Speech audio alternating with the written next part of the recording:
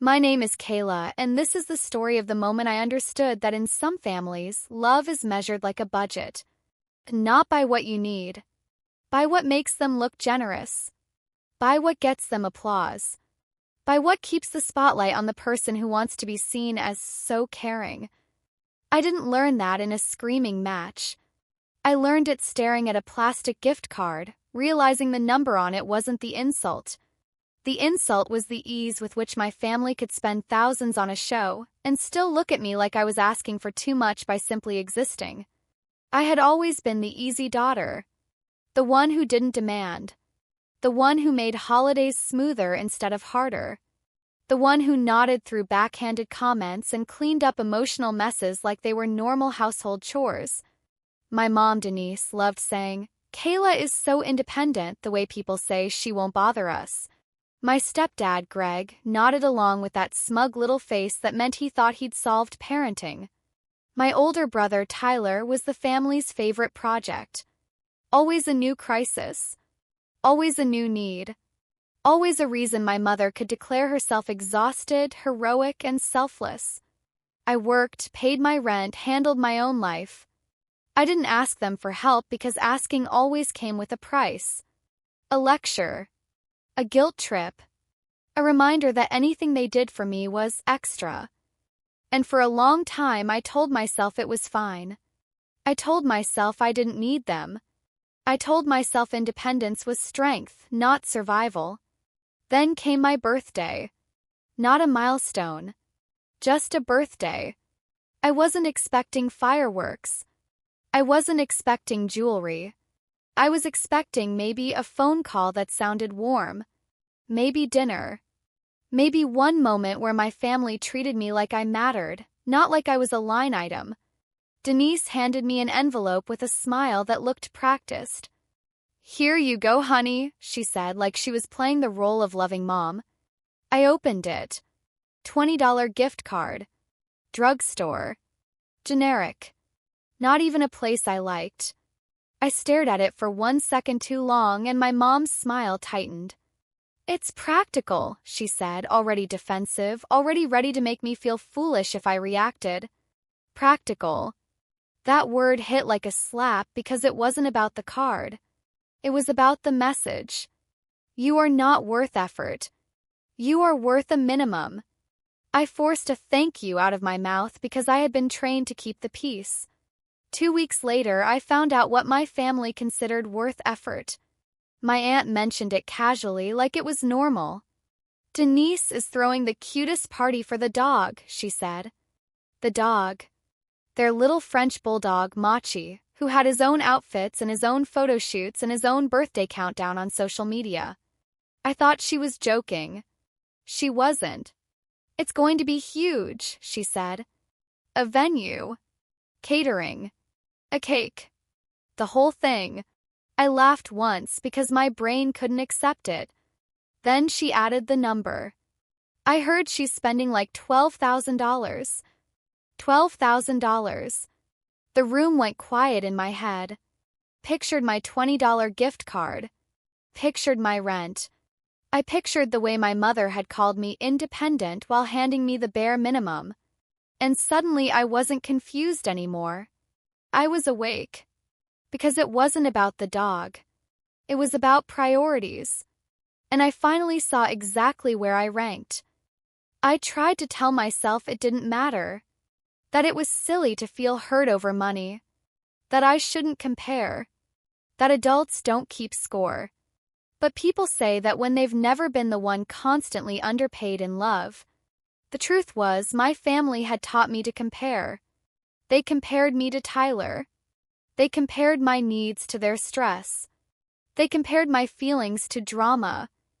They just didn't want me comparing their spending to their effort. The invitation arrived a few days later, and it wasn't a text. It was a printed card on thick paper with shiny lettering like they were hosting a wedding. "Machi's birthday celebration," it read. There was a dress code. There was a schedule. There was even a note about gifts. A wish list. For a dog.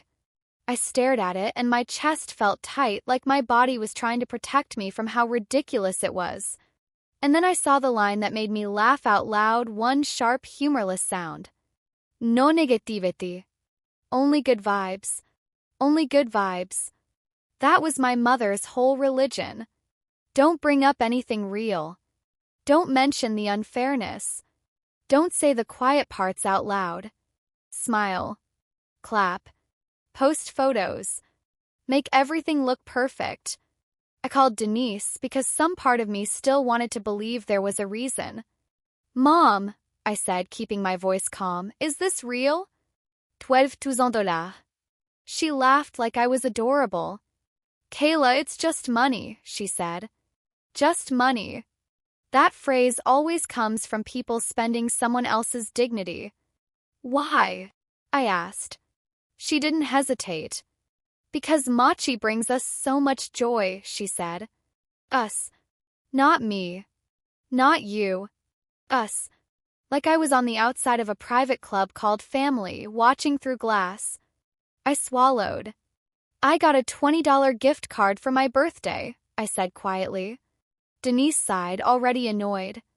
Oh my God, don't start, she said. Start. As if I was the one who made things uncomfortable by noticing them. I'm not starting, I said. I'm asking. Her tone hardened. You're an adult, she snapped. You don't need gifts. A dog is like a child. Like a child. That line was supposed to make it noble. Made it worse. 'Cause I was her child. And I was being told I didn't deserve effort. Greg grabbed the phone in the background like he always did when he wanted to feel powerful. Don't be jealous of a dog, he said, laughing. That's pathetic. Pathetic. That's what they call you when you refuse to swallow humiliation quietly. My throat burned. I'm not jealous, I said. I'm hurt, Greg scoffed. Hurt, he repeated. You're too sensitive. And that was the moment I realized there was no conversation to have. They didn't want to understand. They wanted me to shut up. I hung up and sat in my kitchen staring at the invitation.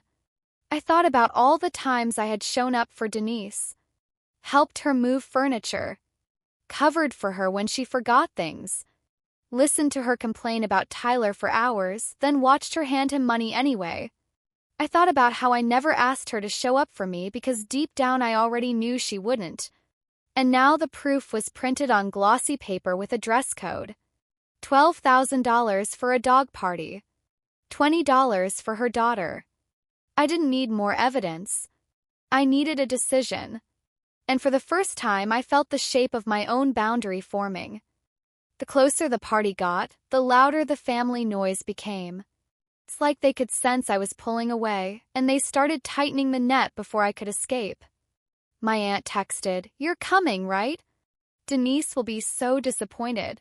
My cousin said, "Don't ruin the mood, okay?" My brother Tyler sent a voice note that was half a laugh. Seriously, Kayla, don't be weird. It's a dog party.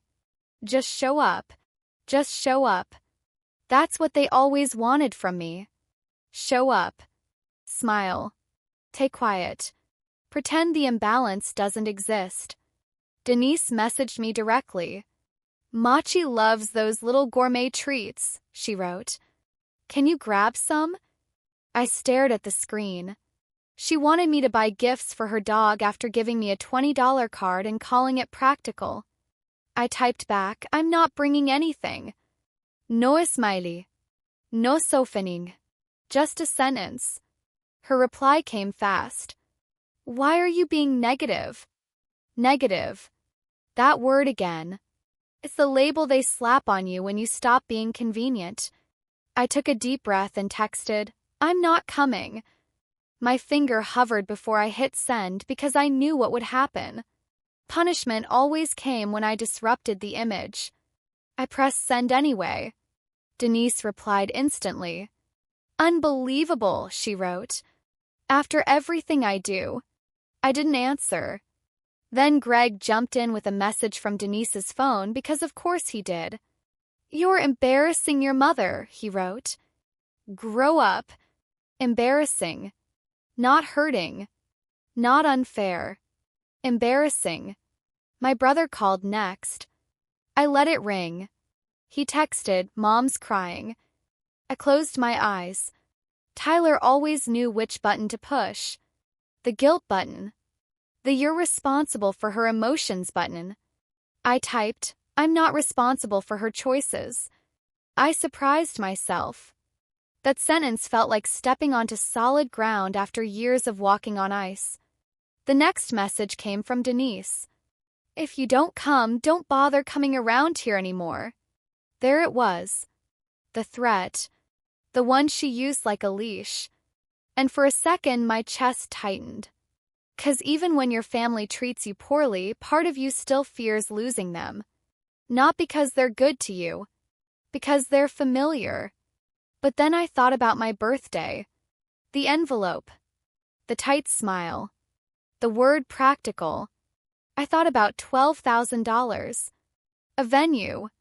Catering. A cake. A wish list. All for a dog. And I felt something settle. Clarity. I didn't respond. I muted the family group chat. Then I left it. No announcement. No paragraph. Just gone. Felt like a cut. Clean. Painful.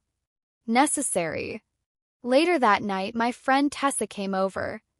She looked at me and said, "You look like you're waiting for an explosion." I nodded. "I am," I admitted. Tessa shook her head. "You're not the bomb," she said. "You're the person walking away from it." I swallowed hard. 'Cause that was the truth. I wasn't creating drama. I was refusing to be the unpaid emotional labor in a family that only valued me when I stayed quiet.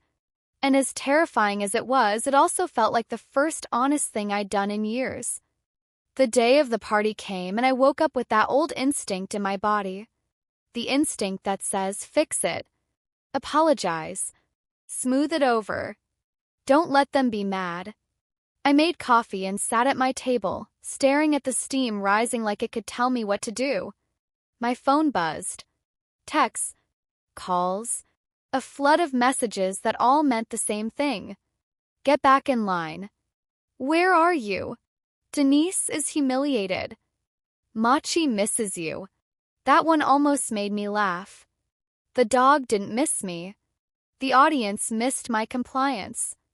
I flipped my phone over and tried to breathe. Tessa texted, "Do you want company?" I typed yes, and suddenly my eyes burned.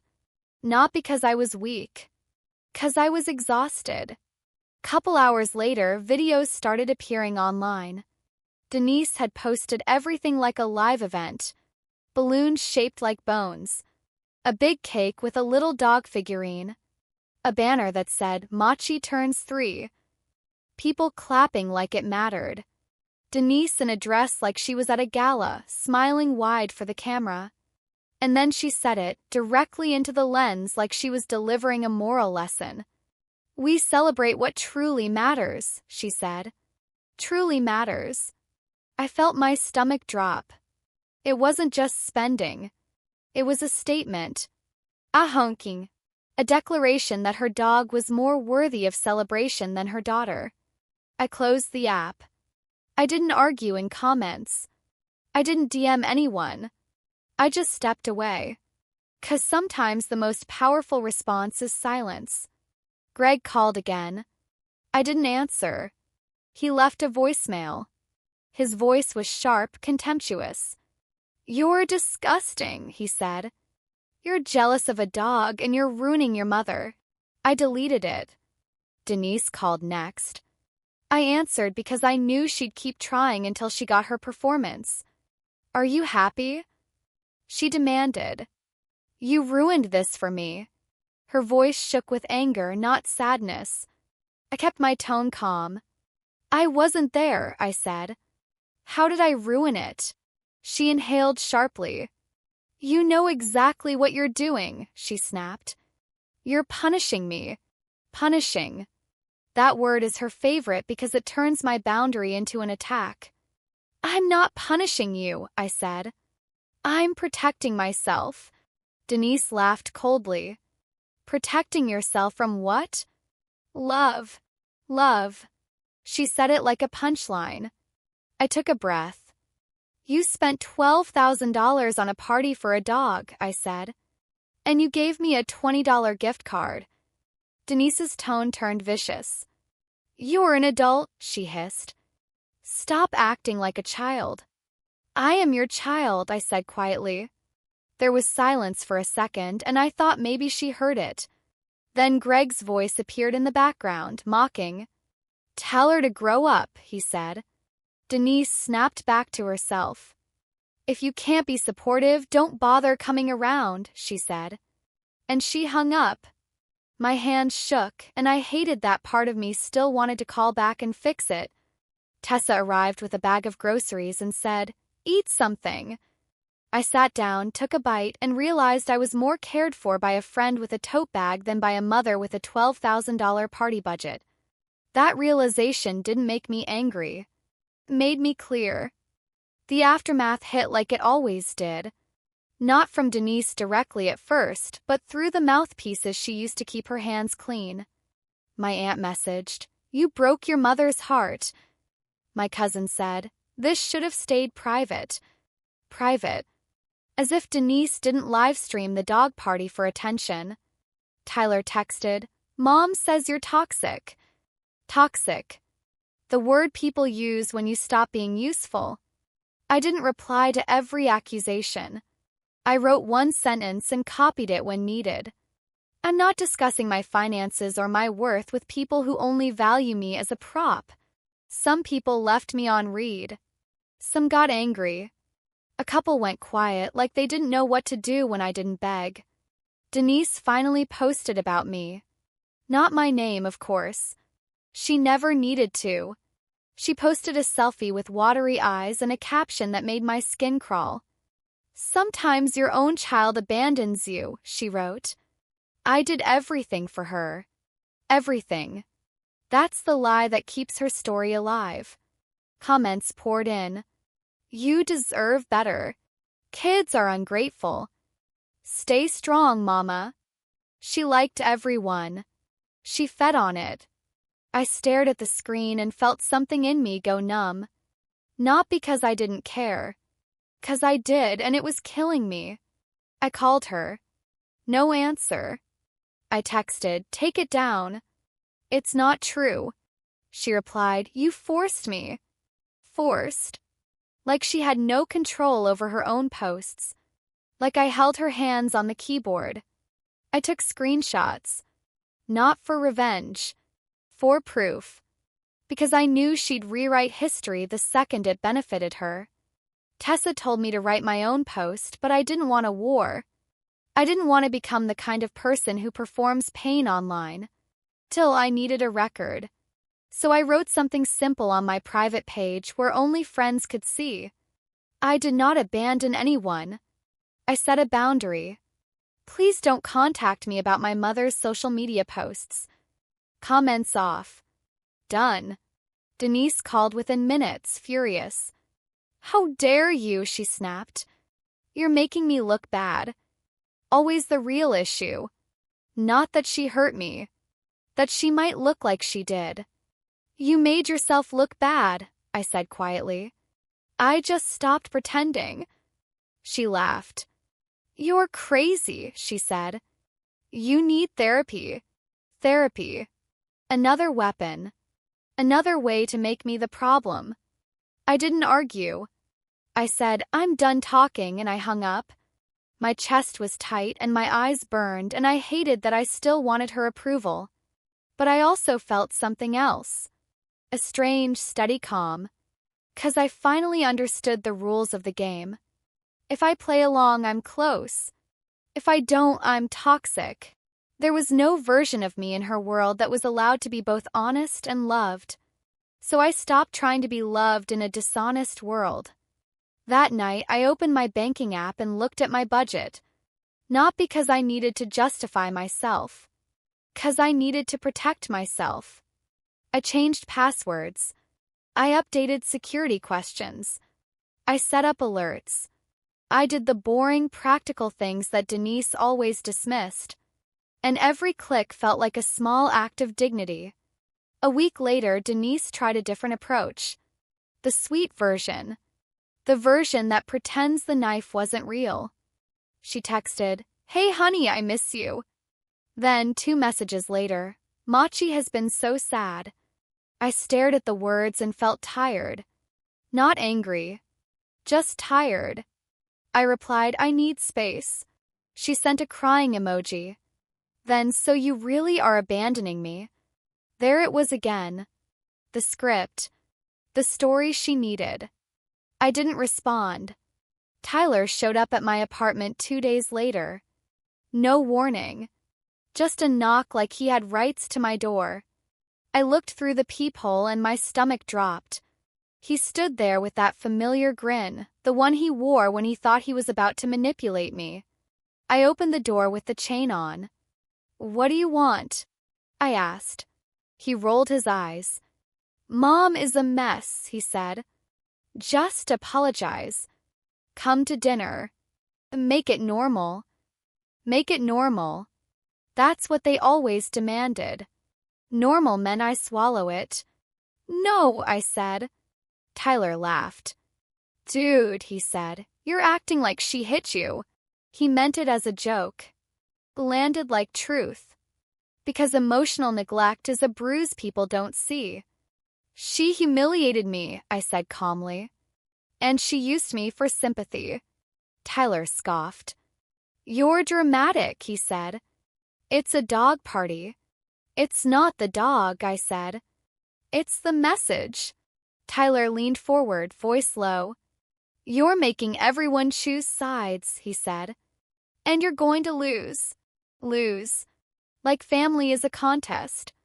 Like love is a vote." I felt my pulse steady instead of spike. "If I lose people who only like me when I'm silent," I said, "then I'm not losing."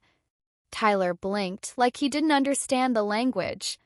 He tried a new tactic. "Mom said you could use some help," he said, smirking. "She'd be willing to give you money." Money. The carrot. The leash. I shook my head. "Keep it," I said. "I'm not for sale." Tyler's face hardened. "You always think you're better," he snapped. I kept my voice even. "I think I deserve basic respect," I said. "That's different." He stared at me for a second, then stepped back, frustrated. "Fine," he said. "Enjoy being alone." He walked away like he'd delivered a curse. I closed the door and leaned against it, breathing hard. Alone. That word used to terrify me. Now it felt like a quiet room. A room where no one can demand my smile. Tessa came over that night and asked, "Do you regret it?" I thought about Denise's posts, the glossy invitation, the $20 card. I thought about the way my family only knew how to love me when it benefited them. "I regret that I waited so long," I said. And that was the truth. The weird thing about setting a boundary is that it doesn't just change your future. It rewrites your past. Once you see the pattern, you can't unsee it. I started noticing all the little moments I'd ignored. Denise calling me independent right before asking me to do something for her. Greg praising me in front of others, then dismissing me at home. Tyler getting bailouts and sympathy while I got lectures about being strong. I had spent years thinking I was the problem because that's what they needed me to believe. If I'm the problem, they never have to change. Denise kept posting vague quotes. "People show their true colors. Family isn't blood, it's loyalty." Comments were full of strangers praising her like she was a saint. It made me feel sick, but it also confirmed something important. She didn't want reconciliation. She wanted validation. One afternoon, my grandmother called me. Her voice was gentle, careful, like she didn't want to set off a bomb. "Kayla," she said, "are you okay?" That question cracked something in me. 'Cause no one in my family had asked it. Not once. Not through all this noise. "I'm tired," I admitted. Grandma sighed. Your mother loves attention, she said softly. And she confuses attention with love. I swallowed. What do I do?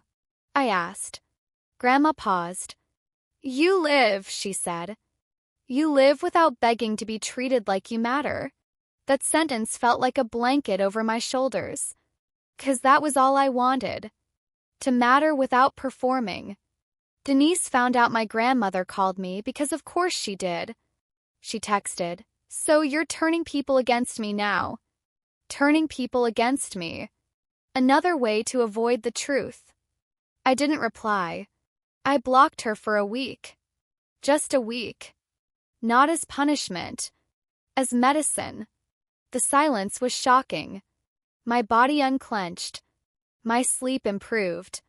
My appetite came back. I realized how much of my anxiety had been fueled by waiting for my mother's next emotional invoice. When the week ended, I unblocked her. She immediately sent, "Ready to apologize?" "No, how are you?" "No, I'm sorry." "Just ready." I stared at the message and laughed, one short breath. It was almost impressive how consistent she was. I typed, "I'm not apologizing for being hurt." She responded, "Then you're not welcome." And for the first time, that didn't break me. Clarified me. Because welcome in her house had always meant controlled. I told Tessa, "I think my family only misses me when they need a villain." Tessa nodded. "Then stop auditioning," she said. So I did. I stopped auditioning for love that required me to shrink.